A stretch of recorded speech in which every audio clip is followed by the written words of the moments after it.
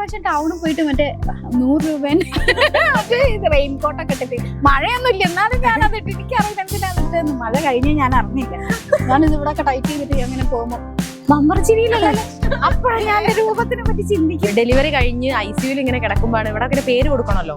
അപ്പൊ ICU ഇങ്ങനെ കിടക്കുന്ന സമയത്ത് പേരാലോചിക്കാം എന്താ. കാരണം ഞാൻ വിചാരിച്ചത് എനിക്കൊരു പെൺകുട്ടി ഉണ്ടാവും എന്നാണ്.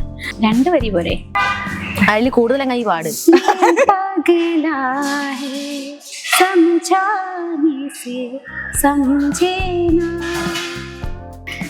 ചുമ്മാ ഇങ്ങനെ സംസാരം ഫംഗ്ഷൻസിനൊക്കെ വിളിക്കും, എല്ലാ ഫംഗ്ഷൻസിനും.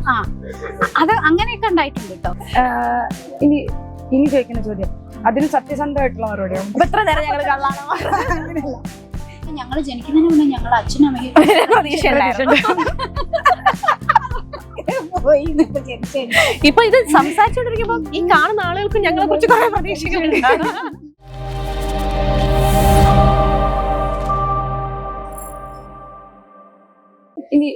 ഇനി ചോദിക്കുന്ന ചോദ്യം അതിന് സത്യസന്ധമായിട്ടുള്ള മറുപടിയാണ്. എത്ര നേരം ഞങ്ങൾ കള്ളാണോ? അങ്ങനെയല്ല, ഇതെന്താ അറിയോ, ഇപ്പൊ ചില ഡയലോഗുകൾ ഉണ്ടാവുമല്ലോ, ഏറ്റവും കൂടുതൽ കയ്യടി വരുന്ന ഡയലോഗ്. അതിപ്പോ തൃശ്ശി ചേച്ചി പറയുന്ന സമയത്ത് ജോത്സ്ന ചേച്ചി വന്നിട്ടുണ്ടോ ആ ഡയലോഗ് എനിക്ക് കിട്ടിയിരുന്നെങ്കിൽ എന്ന് തോന്നിയിട്ടുണ്ടോ? അങ്ങനെ തോന്നില്ല. നമ്മുടെ സ്കിറ്റുകളില് രണ്ട് ക്യാരക്ടേഴ്സ് ആയിട്ട് ഉണ്ടാവും എപ്പോഴും. അപ്പം അവൾക്ക് പറയാനുള്ളത് അവളെ ക്യാരക്ടറിന് പറയാനുള്ളത് അവള് തന്നെ പറഞ്ഞാലല്ലേ പറ്റുള്ളൂ. ഞാൻ പറയേണ്ടത് ഞാൻ പറഞ്ഞാലല്ലേ ശരിയാവുള്ളൂ. ഇപ്പൊ ഇവക്ക് പറയാനുള്ള ഡയലോഗ് എനിക്ക് തോന്നി എന്തെങ്കിലും പറയണം തോന്നുകയാണെങ്കിൽ ഞാനും പറഞ്ഞു കൊടുക്കും. എനിക്ക് പറയാനുള്ള എന്താണ് ഇവള് ഇങ്ങോട്ടും ഇങ്ങനെ പറഞ്ഞു നോക്കുക, അല്ലെങ്കിൽ ഇങ്ങനെ ചെയ്ത് നോക്കുക, അങ്ങോട്ടും ഇങ്ങോട്ടും ഞങ്ങള് പറയുന്നത്. ഞങ്ങൾ അങ്ങോട്ടും ഇങ്ങോട്ടും ഈഗോ വെച്ചിട്ട് ഞങ്ങള് സ്കിറ്റ് കയറൂല. നമ്മള് രണ്ടുപേരും കൂടെ നിൽക്കുമ്പോഴല്ലേ നമ്മൾ പൊതുവെ പെണ്ണുങ്ങളെ കുറിച്ചിട്ട് അങ്ങനെ ഒരു പറച്ചിലുണ്ട്. അതെ, ഈ ക്യാമറ ഞങ്ങളെ തെറ്റിക്കാണ് അവിടെ പലരും, പ്രത്യേകിച്ച് ബിപിൻ ചേട്ടൻ ഇടക്ക് പറയും ഈ സ്കിറ്റില് ദൃശ്യം കുറച്ച് നന്നായി, ജോത്സ്ന എന്താ പ്രശ്നമുണ്ടോ അല്ലെ, ഈ സ്കിറ്റില് ജോത്സ്ന കുറച്ച് നന്നായി വരാത്തപ്പോ ദൃശ്യം എന്തൊക്കെയാ പറഞ്ഞെന്നറിയാം.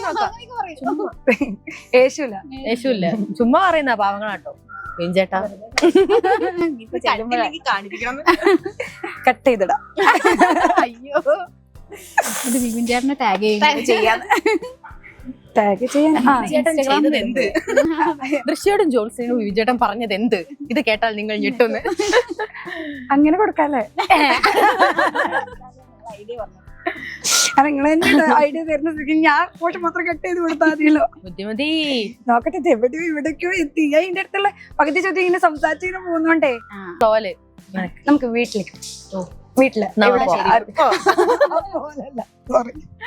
വീട്ടിലാരൊക്കെ ഉണ്ട്?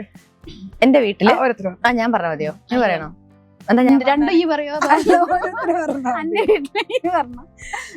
എന്റെ വീട് പറയുകയാണെങ്കിൽ ഞാൻ പറഞ്ഞല്ലോ, എന്റെ സ്വന്തം വീട് പൈമ്പാലശ്ശേരി, വടവൂർ പൈമ്പാലശ്ശേരി എന്ന് പറഞ്ഞ സ്ഥലത്താണ്. അച്ഛൻ പ്രകാശൻ, അമ്മ സ്നേഹപ്രഭ, ഒരു ചേച്ചിയാണ് ദീപ്തി.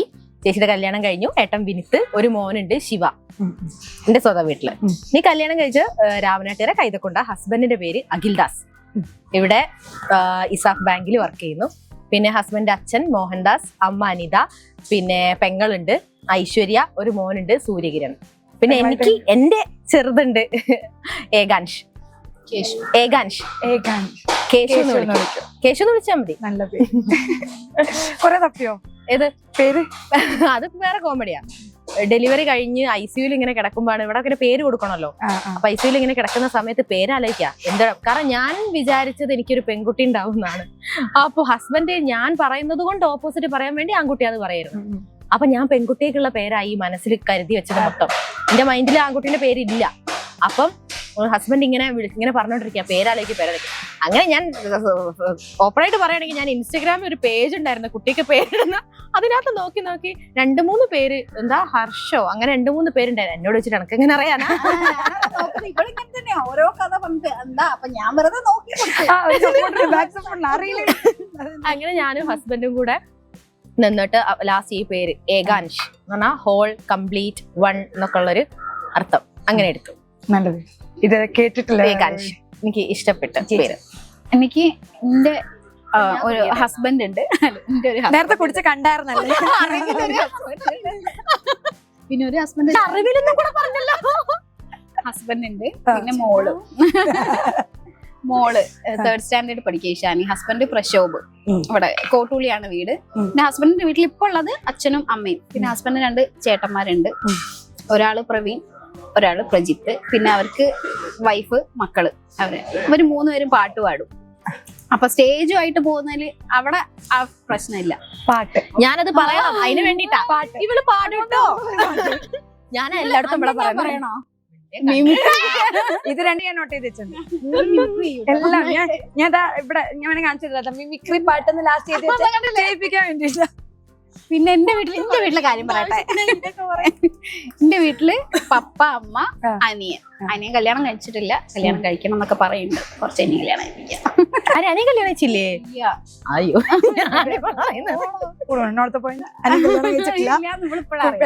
പെണ്ണ് നോക്കുന്നുണ്ട്.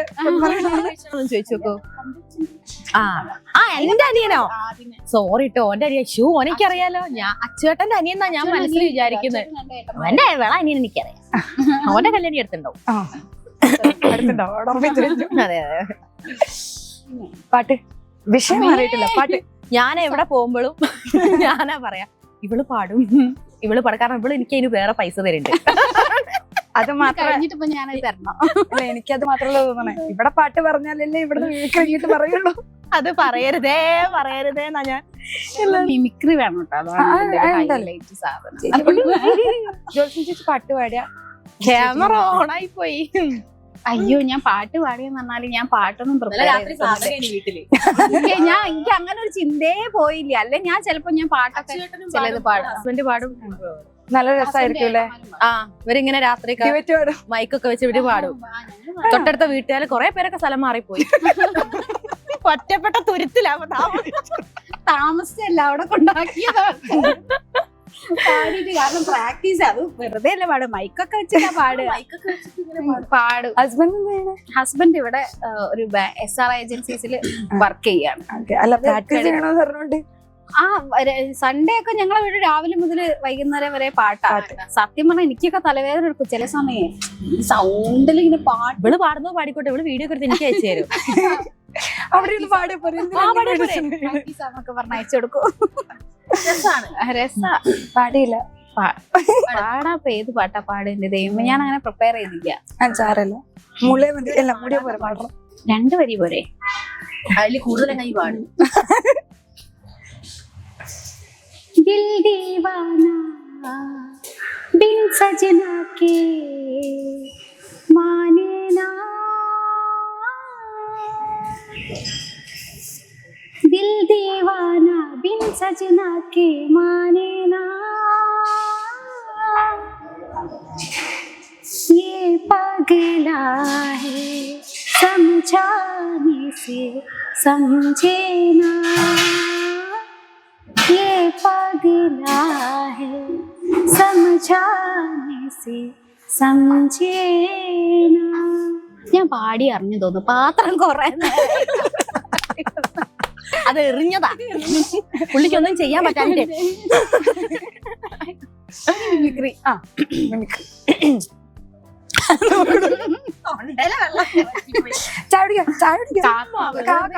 സീരിയസ് ആയിട്ട് മിമിക്രി അങ്ങനെയൊന്നും ഞാൻ ചെയ്യുന്ന ആളല്ല. ഇവള് എനിക്കിട്ട് പണി തന്നതാ. കണ്ടില്ലേ?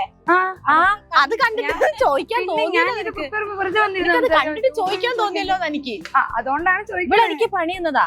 ഞാൻ ഇവർക്ക് മാന്യമായിട്ട് ഞാൻ അറിയുന്നൊരു കാര്യല്ലേ ഞാൻ പറഞ്ഞ ഇവർക്ക് പാടാൻ അറിയാം. ഇവള് 4 ആളാകുമ്പോ 4 പാട്ടോട്ട് എനിക്ക് അറിഞ്ഞൂടാ. എന്നിട്ട് ഇവള് എനിക്കിട്ട് പണി തന്നതാ. എന്നിട്ട് ഞാൻ ഉളുപ്പില്ലാത്തത് അവിടുന്ന് പറഞ്ഞല്ലോ. അപ്പൊ ഞാനൊരു ഉളുപ്പില്ലാത്തോളാണല്ലോ.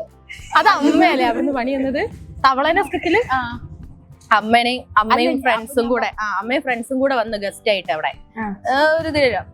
അപ്പം അമ്മ അറിയാതെ കൈ ഇവള് പണ്ട് ഭയങ്കര മിമിക്രിയാണ്. നമ്മുടെ അമ്മമാരെങ്ങനെയാണല്ലോ പുറമൊരു നമ്മളെ ടോപ്പാക്കാൻ വേണ്ടിട്ട്. അമ്മ കുത്തല് അമ്മ ടോപ്പ ഇവള് ഇങ്ങനെ നോക്കാം. അന്ന് പോയങ്ങനെ താഴോട്ട് പോയാ മതിയായിരുന്നു. എന്നിട്ട് കോളേജിന്റെ പേര് മാറ്റിയും പറഞ്ഞു. SM college. ഞാൻ ആർട്സ് ആൻഡ് സയൻസ് കോളേജിലാണ് പഠിച്ചത്, മീൻചന്ത. അതിന് ആ കോളേജിലത്തെ ആൾക്കാരെന്നെ പറയാത്തില്ല. ശരിയല്ലേ? ഞാൻ മിമിക്രി ഞാൻ ഓർമ്മിക്കട്ടെ. അവിടെ സൗണ്ട് റൺ ചെയ്ത് കാണിച്ചതാ. ഞാൻ അത്രയ്ക്കും ശരിക്കും പിന്നെ ചെവിയുടെ ചീവിട് ഇതാ ചലച്ചോണ്ടിരിക്കുന്നത് ഇവിടെ നിന്ന്. ഈ വിചാരിക്കും ഇവള് ഭയങ്കര കോൺഫിഡൻസ് പറയുന്നുണ്ട് നമുക്ക് ഇതൊക്കെ അറിയാം. ഈ വീടിന്റെ സൗണ്ട് ഉണ്ടാക്കി കൊടുക്കും. ചെവിയുടെ വേണ്ട അന്ന് അറിയാവുന്നത് അറിയാവുന്ന കോഴി അതാ പറഞ്ഞോണ്ടിരിക്കുക, കുഴപ്പമില്ല. എന്നാ കാക്ക ചുമ്മാ ഇരിയടേ. എന്തെങ്കിലും പറഞ്ഞ എന്റെ വിജയ് എടുത്തു. അത് ഇത്രയും വിജയ് അഭിനയം വരെ നിർത്തിയെങ്കിലും. സംഭവം അത്രേ ഉള്ളൂ. ഞാൻ ഈ പറഞ്ഞ പോലെ കോളേജിൽ നിന്ന് ഇങ്ങനെ നമുക്ക് അപ്പോഴൊക്കെ നമുക്ക് ആ ഒരു വൈബ് വേറെ അല്ലേ. അങ്ങനെ നമ്മള് നമ്മുടെ ഡിപ്പാർട്ട്മെന്റ് ഇംഗ്ലീഷ് ഡിപ്പാർട്ട്മെന്റ് കുറച്ച് പോയിന്റ് കിട്ടണം എന്ന് ഇംഗ്ലീഷ് ആയിരുന്നു. ഒന്നും ചോദിക്കില്ല അതിനകത്തൊന്നും. നിനക്ക് എത്ര വേണം ചെയ്യാൻ ഞാൻ. അങ്ങനെ പോയിന്റ് കിട്ടാൻ വേണ്ടി ലേഡീസ് അന്ന് ആരും ഇല്ല മത്സരിക്കാൻ. എന്തെങ്കിലും ഒരു സാധനം കിട്ടട്ടെ എന്ന് വിചാരിച്ചിട്ട് പോയിട്ട് അന്ന് സത്യം പറഞ്ഞേ ഒരു ഉളുപ്പും ഇല്ല. ഞാൻ ആരറിയുമ്പോൾ ഇയാളില്ലടോ കൊച്ചു പ്രേമനൊക്കെ മച്ചമ്പി ഇങ്ങനെയൊക്കെ പറഞ്ഞിട്ട് തോന്നിയ മാതിരി വിജയിന്റെ ഡയലോഗ് ഞാൻ മുന്നാടി ഇരുന്ന് പേസുമ്പോത് സൈഡെല്ലാം സൈഡ് ആറ്റിറ്റ്യൂഡ് ഭയങ്കരമായിരുന്നു. പക്ഷെ സൗണ്ട് ഒക്കെ ഉണ്ട് തന്നെ. അങ്ങനെയൊക്കെ മനുഷ്യർ ചെയ്തിട്ട് പോയത് എന്താ അറിയില്ല, സെക്കൻഡ് കിട്ടിപ്പോയി അറിയാതെ. അതുകൊണ്ട് അപ്പം നമ്മളൊരു മിമിക്രിക്കാരിയായി വെറുതെ. അന്നൊക്കെ അത്ര ഉള്ളേനി അവിടെ കോളേജിൽ. ഇപ്പൊ അത് പറഞ്ഞ ആളുകൾ തല്ലൂലേ. ഇത് വിട്ടില്ലേ ഇത്രയും പറഞ്ഞത് ചോദിക്കാതിരിക്കാനായിരുന്നു. ഓള് പറയണേ ചെയ്യാം. ഓളിന്റെ പേരല്ലേ, ഓളിന്റെ ഷീലാമ.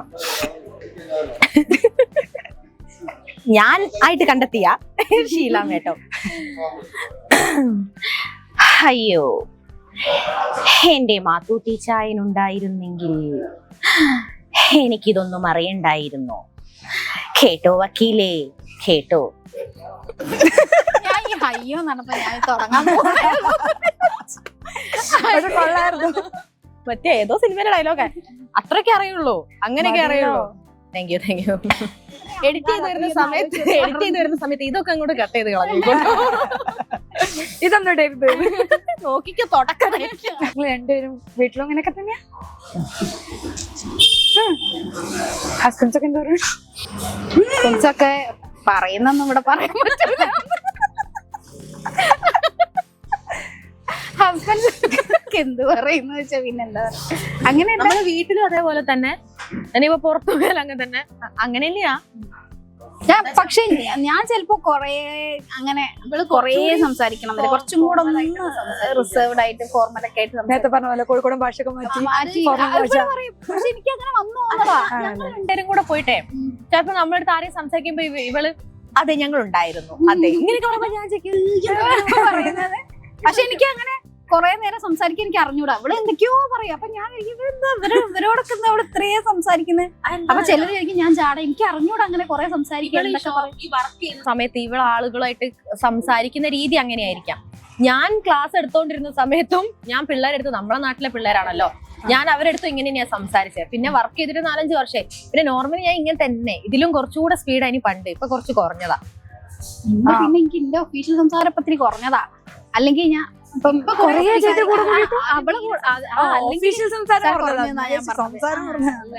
ഞാനങ്ങനെ ഭയങ്കര അതൊരു കഴിവാണ്. ഇവള് ചില സമയത്തൊക്കെ ഇവള് വാട്സപ്പിലൊക്കെ എടി ഇന്ന ആളെ പറ്റിട്ട് ഒരു സാധനം ഉണ്ട്, ഈ ഒന്ന് ഉറപ്പിക്കണേ. ഓക്കെ, ഞാനിങ്ങനെ ആലോചിക്കും ദൈവമേ ഇതൊന്നും ഞാൻ ഈ മറ്റേ മറ്റേ സാധനം പറയും. എന്താ സാധനം അപ്പൊ ചോദിക്കണ്ടേ, എല്ലാം മറന്നു. എന്നിട്ട് കുറെ ഞാനാണ് ഇത് ആലോചിച്ച് എനിക്ക് നല്ല അങ്ങനെ ദൈവമേ അങ്ങനെയല്ല ഞാൻ തോർത്തു മുന്നേ ഞാൻ ചോദിക്കും ഈ അത് പറഞ്ഞിട്ടില്ല എന്റെ ഡയലോഗ് എന്തായിരുന്നു. സ്കിറ്റിന്റെ കാര്യത്തിനേക്കാളും കൂടുതൽ എനിക്ക് വേറെ ആളുകൾ സീക്രട്ട് അറിയാത്തില്ല വിഷമം. എന്തെങ്കിലും സാധനം തൊടുത്തിട്ട് ഇവിടെ അങ്ങ് പോകും. എന്നിട്ട് ഇവക്ക് മറന്നു. എന്നിട്ട് പിന്നെ കുറെ കഴിയുമ്പോ വേറെ ഏതോ കഥ പറയുമ്പോ കഴിയുമ്പോ ചിലപ്പോ ഏതോ കഥ പറയുമ്പോ ഇത് അങ്ങനെ ഉണ്ട്, അത് ഫുള്ളൊന്നും എനിക്ക് ഓർമ്മ ഉണ്ടാവില്ല. അങ്ങനത്തെ ഒരു അതുകൊണ്ട് ഞാൻ ഭയങ്കര സീക്രട്ട് കീപ്പർ ആണെന്ന് എല്ലാരും വിചാരം. പക്ഷെ എനിക്ക് മറന്നു പോയിട്ടാണ്. കാരണം ഇവിടെ ഇന്നത്തോടുകൂടി ഇത് മറക്കും. സത്യം ഭയങ്കര കോവിഡിനെ പഴിക്കാറുണ്ട് പൊതുവെ മറവി. ഇപ്പൊ എല്ലാരും മറന്നു പോകുന്ന കോവിഡിന് ശേഷം എനിക്ക് ഭയങ്കര മറവി അങ്ങനെ വന്നിട്ടുണ്ട്. എനിക്ക് 2 പ്രാവശ്യം വന്നിട്ടുണ്ട്. 2 പ്രാവശ്യം അങ്ങനെ എന്തോ ആയിപ്പോയതാ ഞാൻ. എന്തായി പോയ അതുകൊണ്ട് ഇത്തിരി നന്നായി ബാക്കി പറഞ്ഞു. അതിനുശേഷം ഇതിൽ വന്നു ഫേമസ് ആയതിനും ശേഷം ഉണ്ടായിരുന്ന ആ ഒരു ലൈഫിന്റെ ചേഞ്ച് എങ്ങനെയാണ്? അതെന്ന് പറയുമ്പോ ഫേമസ് ആയി എന്ന് പറയുകയാണെങ്കിൽ ഞങ്ങൾ രണ്ടാളും ഒന്നും ആയിരുന്നില്ല, ഇപ്പോഴും ഒന്നുമല്ല. അതായത് നമ്മൾ വേറെ ഒരു പരിപാടി പങ്കെടുത്തിട്ടോ വേറെ എന്തെങ്കിലും ഒരു സ്റ്റേജ് ചെയ്തിട്ടോ ഒന്നും എക്സ്പീരിയൻസ് ഉള്ള ആളുകളല്ല. ജസ്റ്റ് ടിക്ടോക്ക് വീഡിയോസ് അത് മാത്രം ചെയ്തോണ്ടിരുന്ന ഞാനത് ചെയ്യുമ്പോഴേക്കും ടിക്ടോക്ക് ബാൻ ചെയ്തത്. കാരണം ഒരു നേരത്തെ മനസ്സിലാക്കി. അങ്ങനെ ഞാനൊന്ന് കാല് വെക്കേണ്ടി കാത്തിരിക്കുവായിരുന്നു. ഇത് മാത്രം നമ്മൾ ചെയ്തോണ്ടിരുന്നത്. അവിടുന്ന് ഫസ്റ്റ് ആയിട്ട് ഒരു സ്കിറ്റ് പോകുന്നു, നമ്മൾ തീരെ വിചാരിക്കാത്തൊരു, ഞാൻ ചിന്തിച്ചിട്ട് പോലും ഇല്ല ഇങ്ങനെ പോകുന്നു, നമ്മൾ ബമ്പറടിക്കുന്നു. പിന്നെ തുടർച്ചയായിട്ട് നമ്മൾ ഇതിനകത്ത് തന്നെ ഇങ്ങനെ ചെയ്യുമ്പോൾ 1, 2, 3 സ്കിറ്റ് ഒക്കെ കഴിയുമ്പോഴും ഇപ്പോഴും ആള് ഫസ്റ്റ് സീസൺ 1 ചെയ്ത 4ാമത്തെ 5ാമത്തെ യക്ഷീന്റെ സ്കിറ്റ് ഇപ്പോഴും പറയും ആളുകൾ. അപ്പൊ എനിക്ക് ഭയങ്കര ആ സമയത്തൊക്കെ ആളുകൾ പുറത്തുവരെ നമ്മളെടുത്ത് ബമ്പർച്ചിരിയുള്ളല്ലേ എന്ന് ചോദിക്കുമ്പോ ഒക്കെ അധികം ഭയങ്കര എന്തോ പോലെയായിരുന്നു. ദൈവമേ 4 ആള് പുറത്ത് അറിയാന്നുള്ള ഇങ്ങനെയൊക്കെ വിചാരിക്കുമ്പോൾ ഇപ്പോഴും അങ്ങനെ തന്നെ. നമ്മൾ പുറത്തേക്ക് ഇറങ്ങുമ്പോൾ ചിലപ്പോൾ വണ്ടിയിലൊക്കെ പാസ് ചെയ്ത് പോകുമ്പോൾ ഇവരല്ലേ, എന്നാണ് ഞാൻ ഇവിടെ വെയിറ്റ് ചെയ്യുമ്പോൾ ഒരാൾ വണ്ടി പോയി അവിടുന്ന് വളച്ച് തിരിച്ചു വന്ന് എനിക്ക് കണ്ടപ്പോ. പിന്നെ ചില ആളുകൾ ഞാനിങ്ങനെ വണ്ടിയൊക്കെ കാത്തു നിൽക്കുമ്പോ ഇങ്ങനെ നോക്കും, ഒക്കെ നോക്കും. എന്നിട്ട് ഞാൻ ഇങ്ങനെ എന്തേ സംസാരിക്കാൻ വായ തുറക്കും, ദൃശ്യം പല്ല് കണ്ട് മനസ്സിലാക്കില്ല. അങ്ങനെ അതൊക്കെ ഭയങ്കര സന്തോഷാ. നമ്മളെ സംബന്ധിച്ചിടത്തോളം നമ്മളല്ലാതെ ആരും അറിയാൻ പോകുന്നില്ല. ഇവിടെ ഇറങ്ങി കഴിഞ്ഞ ഒരാളെങ്കിലും ഒരാളെ തിരിച്ചറിയുന്നുണ്ടെങ്കിൽ തീർച്ചയായിട്ടും എവിടെ പോയാലും ഒരാളെങ്കിലും നമ്മളെ തിരിച്ചറിയുന്നുണ്ട്. അപ്പൊ അത് നമുക്ക് ഏറ്റവും വലിയ സന്തോഷം, വലിയ ഭാഗ്യം. പിന്നെയുള്ള പ്രശ്നം എന്താ അറിയോ, ഞങ്ങളൊന്നും ആണെങ്കിൽ എന്താ പറയുക, ഞങ്ങൾ രണ്ടുപേരും ഭയങ്കര ഇപ്പൊ ഈ ഇങ്ങനെ നിൽക്കുന്നൊന്നും ആലോചിക്കണത് മുടി ചെയ്തതിന്റെ ഒരു എഫക്റ്റില് മാത്രം ഇങ്ങനെ നിൽക്കുന്നത്. തീരെ ബ്യൂട്ടി കോൺഷ്യസും അല്ല, അങ്ങനെ ശ്രദ്ധിക്കുന്ന ആൾക്കാരും അല്ല. ചില സമയത്ത് ഞങ്ങളൊക്കെ എന്തോ കോലത്തിലൊക്കെ പോകുമ്പോ ആരെങ്കിലും ചോദിച്ചു സെൽഫി എടുക്കണതൊക്കെ ഞങ്ങൾ ഇങ്ങനെ ദൈവമേ. ഞാൻ കുറേ പ്രാവശ്യം ടൗണിൽ പോയിട്ട് മറ്റേ 100 രൂപേന്റെ മറ്റേ റെയിൻകോട്ടൊക്കെ ഇട്ടിട്ട്, മഴയൊന്നും ഇല്ല എന്നാലും ഞാനത് ഇട്ട്, എനിക്കറിയില്ല എന്തിനാണ് ഇട്ടെന്ന്. മഴ കഴിഞ്ഞ ഞാൻ അറിഞ്ഞില്ല. ഞാനിത് ഇവിടെ ഒക്കെ ടൈറ്റ് ചെയ്തിട്ട് അങ്ങനെ പോകുമ്പോ മമ്പർച്ചിരിയിലല്ലോ. അപ്പോഴാണ് ഞാൻ എന്റെ രൂപത്തിനെ പറ്റി ചിന്തിക്കുന്നേ. ആ സമയം കിട്ടിയില്ല. ഞങ്ങൾക്ക് രണ്ടുപേരും ഒരു സാധനം ഒന്നും അങ്ങനെ ഒരു കാര്യത്തിൽ അങ്ങനെ നിൽക്കുന്ന ആളുകളല്ല. അപ്പൊ നമ്മുടെ അടുത്ത് നിങ്ങൾ ഇത് TV കാണുമ്പോ വേറെ, ഇവിടെ കാണുമ്പോ വേറെ. സത്യം TV കാണുമ്പോ പിന്നെ ഹൈറ്റ് എന്നെ പറയലുണ്ട്, നല്ല ഹൈറ്റും വെയിറ്റും ഒക്കെ തോന്നുന്നൊക്കെ. പക്ഷെ ഞാൻ കുറച്ചുകൂടി ഹൈറ്റ് പ്രതീക്ഷിച്ചില്ലേ. വെറുതെ ചുമ്മാ പ്രായം കുറവാണെന്ന് തോന്നിക്കൊണ്ട് ക്യാമറയ്ക്ക് കുറ്റം കൊടുത്തു. അതൊക്കെ ക്യാമറയുടെ അതെ അതെ അതെ അതെ, ഒരു കഷ്ടപ്പെടുന്നുണ്ട് പ്രായം കുറച്ച് കാണിക്കാൻ. പ്രത്യേകിച്ച് ഇപ്പൊ നമ്മളിപ്പോ ഫേമസ് ആവുന്ന സമയത്ത് പ്രത്യേകിച്ച് നമ്മളെ ഗേൾസിന് കുറെ സ്ട്രഗിൾ ചെയ്തിട്ട് വേണമല്ലോ നമ്മളൊന്ന് പുറത്തേക്ക് വരാന്. അപ്പൊ അങ്ങനെ സ്ട്രഗിൾ ചെയ്തിട്ട് തന്നെയായിരിക്കും എല്ലാരും വന്നിട്ടുണ്ടാവുക. ഈ വീട്ടിലെ കാരണവന്മാരൊക്കെ ഇങ്ങനെയായിരുന്നു, ഐ മീൻ ഫേമസ് ആയതിനു ശേഷമാണോ? എനിക്ക് അതായത് മുന്നേ എവിടെ എത്തൂല എന്നൊക്കെ വിചാരിച്ച് കളിയാക്കി വിട്ടവരൊക്കെ പറയാല്ലേ? തീർച്ചയായും പറയാൻ കുറെ ഉണ്ടോ? എനിക്ക് എന്റെ വീട്ടിൽ നിന്നാണെങ്കിൽ ഞാൻ എപ്പോഴും പറയും, എന്റെ സ്വന്തം വീട്ടിൽ നിന്ന് എനിക്ക് ഭയങ്കര സപ്പോർട്ടാ. ഞാൻ അങ്ങനെയാ എല്ലാത്തിലും. കാരണം ചേച്ചീനെ ഭയങ്കരമായിട്ട് പിടിച്ചു വെച്ചായിരുന്നു വളർത്തിയത്. അതുകൊണ്ട് തന്നെ ചേച്ചി ആ ഫ്രീഡം എനിക്ക് തരാനും എന്നെ നല്ലപോലെ ടൂറിന് വിടാനും എല്ലാത്തിനും അങ്ങനെയൊക്കെ ഫ്രീ ആയിട്ടാ വളർത്തിയത്. ഞാൻ ടൂർ പോയിട്ട് അങ്ങനെ നാടകം ഭയങ്കര ഇഷ്ടമുള്ളത് ചെയ്യാനുള്ള ഇതുണ്ടായിരുന്നു. കല്യാണം കഴിഞ്ഞ സമയത്ത് ഞാൻ മുമ്പേ പറഞ്ഞിട്ടുണ്ട്, എന്റെ ഫ്രണ്ട്സ് ഒക്കെ പറയാറുണ്ട് കല്യാണം കഴിച്ചാലേ അറിയാം എന്റെ ഇത്. അപ്പൊ എന്റെ ഹസ്ബൻഡിനെ പറയുകയാണെങ്കിൽ ഈ അഗേട്ടന് ഈ ഒരു ഫീൽഡായിട്ട് യാതൊരു കാര്യം അറിയില്ല.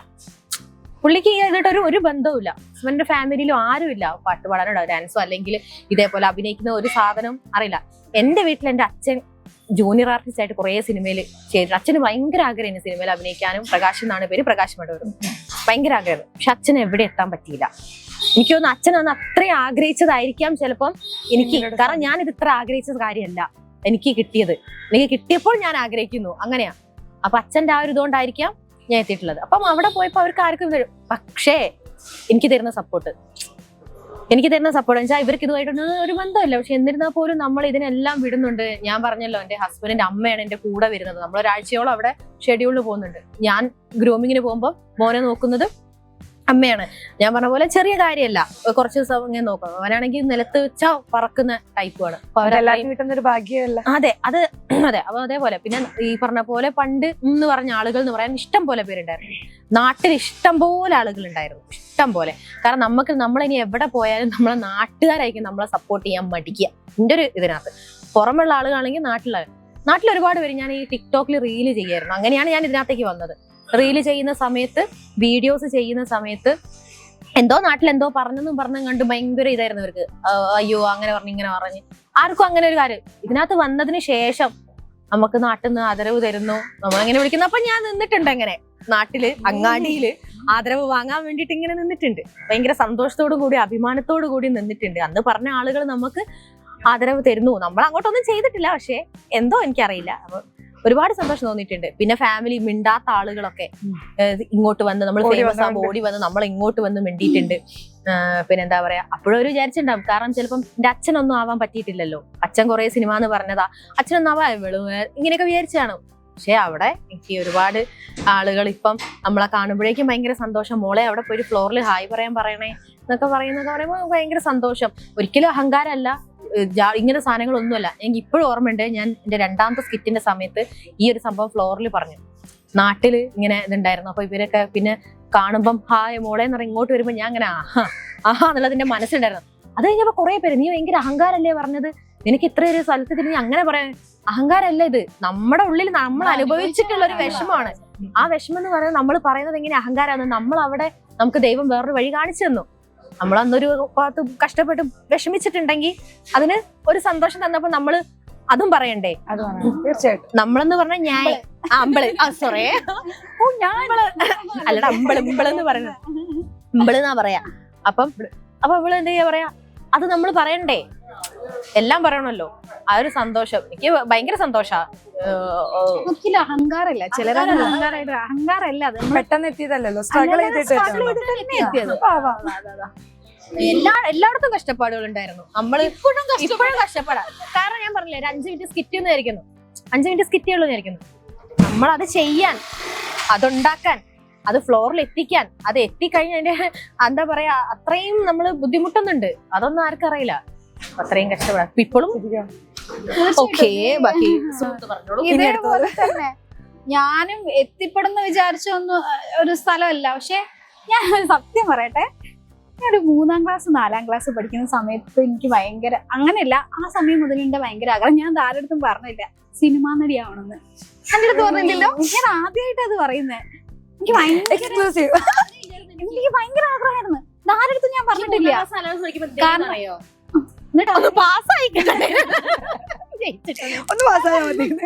ഞാനത് വിചാരിക്കുന്നത് എന്താ പറയാ, ഞാൻ ആരടുത്തും പറഞ്ഞിട്ടുമില്ല. അങ്ങനെ ഒരു കഴിവ് ഞാൻ പ്രത്യേകിച്ച് പ്രകടിപ്പിച്ചിട്ടുമില്ല. ഞാൻ എവിടെ ഇതിന്റെ മനസ്സിൽ തന്നെ ഉണ്ടായിരുന്ന ഇത് ഞാൻ എങ്ങനെ പുറത്തു കൊണ്ടുവരാ വെച്ചാല് അടിയൊക്കെ കിട്ടിയിട്ട് വീട്ടിൽ പോയി കണ്ണാടി അഭിനയിക്കും. ഞാൻ തന്നെ സിറ്റുവേഷൻ ഉണ്ടാക്കും. ചിലപ്പോ എന്റെ ആരെങ്കിലും മരിച്ച അപ്പൊ ഞാൻ ആ കണ്ണീര് വെറുതെ വേസ്റ്റ് ചെയ്യണ്ടല്ലോ. പുള്ളി അറിയുമ്പോ ഞാൻ അങ്ങനെ ആയിരുന്നു. കണ്ണീര് പുറത്തുള്ള അല്ലല്ല, കണ്ണീര് ഏതായാലും വരും. അതാ ആലോചിച്ച് വിഷമിക്കില്ല. ഞാൻ അഭിനയിക്കൂ, ആ കണ്ണീര് റൂം അടയ്ക്കൂ, എന്നിട്ട് കരയില്ല. അപ്പൊ കണ്ണാടി നോക്കിട്ട് ഏതെങ്കിലും സിറ്റുവേഷനൊക്കെ അപ്പൊ ഞാൻ 7ാം ക്ലാസ് 8ാം ക്ലാസ് ഒക്കെ പഠിക്കുമ്പോ ഞാൻ അങ്ങനെ ചെയ്തിട്ടുണ്ടായിരുന്നു. പക്ഷെ ഞാൻ ഇപ്പൊ ആലോചിക്കുമ്പോൾ പൊട്ടത്തരാണ്. ഇല്ല, അതുകൊണ്ട് എന്റെ വീട്ടിലൊന്നും അറിയണ്ടായിരുന്നില്ല എനിക്ക് ഇങ്ങനെ. അതന്നെ ഇല്ലേ, ശരിയെന്ന് തോന്നുന്നു. അപ്പൊ ഞാൻ അങ്ങനെ ഉണ്ടാവുന്ന അറിയില്ലായിരുന്നു. പിന്നെ വീട്ടില് പോയപ്പോഴും വീട്ടില് ഈ പറഞ്ഞ പോലെ എന്റെ വീട്ടില് പപ്പയ്ക്ക് അങ്ങനെ പാട്ട് പാടും, അനിയനും പാട്ട് പാടും. അതും സ്റ്റേജിലൊന്നും പാടിയിരുന്നില്ല, അല്ലാതെ പാട്ട് ഇഷ്ടമാണ്, പാട്ട് പാടും. അമ്മയ്ക്ക് പിന്നെ അങ്ങനത്തെ പ്രത്യേകിച്ച് കാര്യങ്ങളൊന്നുമില്ല. ഉണ്ടാവുമായിരിക്കും കുറെയൊക്കെ ഇങ്ങനെ നമ്മള് പഴയ ആൾക്കാർ ഇങ്ങനെ സപ്രസ് ചെയ്ത് വെച്ചിട്ട് ഉണ്ടാവാഞ്ഞിട്ടായിരിക്കും. ആരുമില്ല. പിന്നെ എന്റെ ഫാമിലിയിലും അങ്ങനെ ഫ്ലോറിലും സ്റ്റേജിലും വരുന്നവരൊന്നും ആരുമില്ല. പപ്പേന്റെ ആയാലും അമ്മേന്റെ ആയാലും ഫാമിലി ഞാനാ വരുന്നത്. അതും ഞാൻ സ്കൂളിൽ നിന്നൊന്നും കാര്യമായിട്ട് പാട്ട് പാടും, അതും എനിക്ക് പേടിയാ. ഗ്രൂപ്പ് സോങ് ഒക്കെ നിൽക്കുള്ളൂ.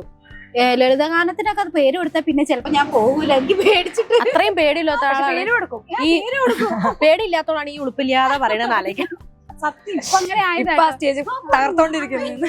അതേ ഇല്ല. പിന്നെ സംസാരിക്കുക, അതായത് ഞാൻ പറഞ്ഞില്ല, കംഫർട്ട് സോണിൽ ഞാൻ ഭയങ്കര സംസാരിക്കുമായിരുന്നു. അപ്പൊ ഭയങ്കര ഫണ്ണൊക്കെ ആയിട്ട് ഇങ്ങനെ സംസാരിക്കും. അതെ തീർച്ചയായിട്ടും. എന്റെ കുറെ മാറ്റങ്ങൾക്ക് കാരണം ഇവളും ഉണ്ട് കേട്ടോ. ഒന്ന് എന്റെ പെർഫോമൻസ്, അത് നമ്മള് പറയുമ്പോ പറയണല്ലോ, എന്റെ വാങ്ങി തരണം പോകുമ്പോ എന്റെ പെർഫോമൻസ് ആയാലും പിന്നെ എന്റെ ഈ സംസാരം, ഞാൻ ഭയങ്കര റിസർവ്ഡ് ആയിട്ടൊക്കെ സംസാരിക്കുന്ന ആളേനെ, അതിലൊക്കെ കുറെ മാറ്റം വന്നത് ഇവളുമായിട്ട് കമ്പനി ആയതിനു ശേഷമാണ്. പിന്നെ കൂതറയായതും ഇവളായിട്ട് കമ്പനി ആയതിനു ശേഷമാണ്.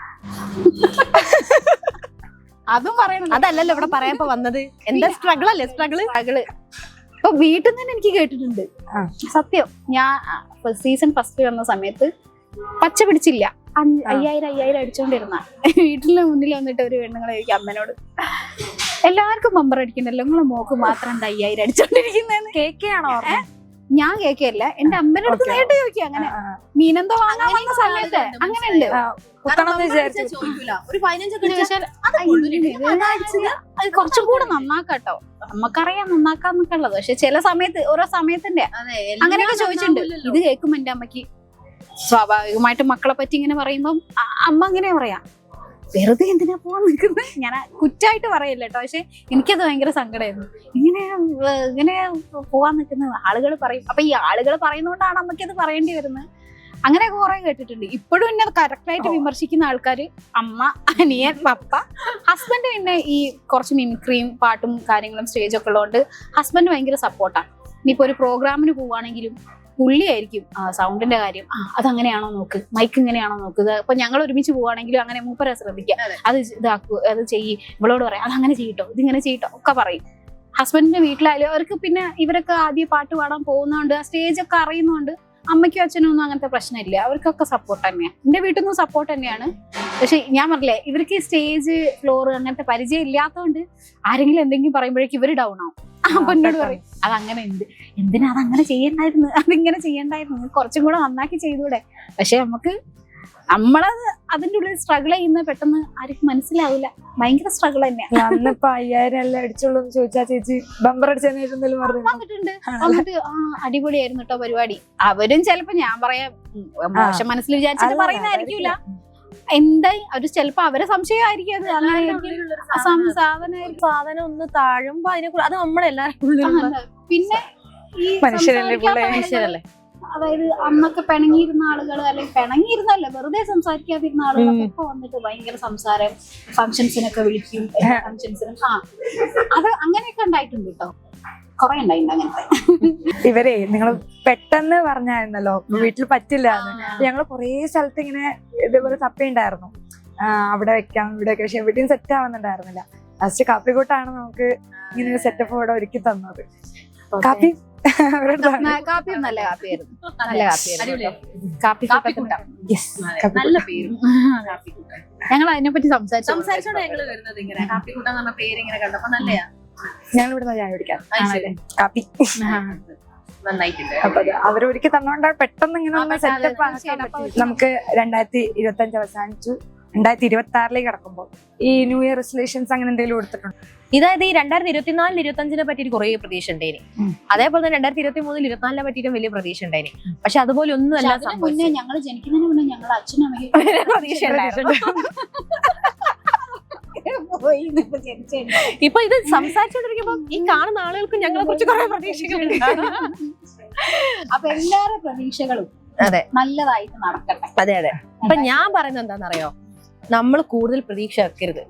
കാരണം കുറെ പ്രതീക്ഷിക്കുമ്പോഴാണല്ലോ ഒന്നും കിട്ടാതെ വരുമ്പോ സങ്കടം വരുന്നത്. നമ്മൾ പ്രതീക്ഷിക്കാതെ എന്താണോ കിട്ടുന്നത്, എന്താണോ വരുന്നത്, live in the moment. അതെ പഠിച്ചു വന്നതാ, ഞങ്ങൾ ഒരുമിച്ച് പഠിച്ചതാ. ആ ഫ്ലോയിലൊന്ന് പോവുക, അതിൽ നല്ല കാര്യങ്ങൾ ചെയ്യാൻ ശ്രമിക്കുക. അപ്പം ആർക്കും ദോഷം വരുത്താതെ, ആർക്കും ദോഷം വരണമെന്ന് ചിന്തിക്കാതെ, മിമിക്രി എടുത്തിട്ട പോലത്തെ ദോഷങ്ങൾ ചെയ്യാതെ നല്ല രീതിയിൽ നല്ലതായിട്ട് പോവുക, അത്രേ ഉള്ളൂ. അതിലപ്പുറം വേറെ ഒന്നും അങ്ങനെ ചെയ്യണം ഇങ്ങനെ ചെയ്യണം. വേറൊരു കാര്യമുണ്ട്, നമ്മൾ മാത്രം വിചാരിച്ചാൽ പോലെ മേലേന്ന് തരുന്ന ടാസ്കുകൾ കുറച്ച് തരിക, അങ്ങനെയാണ് ബാക്കിയൊക്കെ നല്ലപോലെ ഞങ്ങൾക്ക് ഭയങ്കര ടാസ്കോട് ടാസ്ക്. ഷെഡ്യൂളിൽ അങ്ങോട്ട് ചെല്ലുമ്പോഴേക്കും ഒരു സ്കിറ്റൊക്കെ രാവിലെ ചെയ്തിട്ട് ഉച്ചക്ക് കയറിയിട്ടുണ്ട് നമ്മള് ലാസ്റ്റത്തെ ബമ്പർരാജന്റെ രാവിലെ ചെയ്ത്. ഇനിയിപ്പോ 2026 എന്താ എന്നുള്ളത് നമുക്കറിയില്ല. പക്ഷെ അതെല്ലാം നമ്മൾ നല്ല രീതിയിൽ നല്ല രീതിയിൽ അതിനെ അപ്രോച്ച് ചെയ്യാം. നല്ല രീതിയിൽ നന്നായിട്ട് എല്ലാവർക്കും 2026 നല്ല അടിപൊളിയാവട്ടെ. എന്ത് വന്നാലും തളർന്നു പോവാതെ തളർന്നു പോവാതിരിക്കുക. അതന്നെ, എന്ത് വന്നാലും ഫേസ് ചെയ്യാം. ഫേസ് ചെയ്യാം. നമുക്ക് ഇനിയും ടൈം ഉണ്ട്, അവസരങ്ങൾ ഇനിയും വരാനുണ്ട്. അപ്പം തളർന്നു പോവാതിരിക്കാം. അതെ, എന്ത് വന്നാലും മുന്നോട്ട് പോവാം. തൊലിക്കട്ടിയൊക്കെ വേണമ്പോളെ പോലെ എന്ത് വന്നാലും നമ്മള് നേരിടാം. പിന്നെ ഇവള് വേറെ എനിക്ക് പേടിയൊന്നുമില്ലല്ലോ, അതെ, എല്ലാവർക്കും നല്ല എന്താ പറയാ ഒരു ഹാപ്പി ന്യൂ ഇയർ. തീർച്ചയായും happy new year. Happy new year. Happy new year.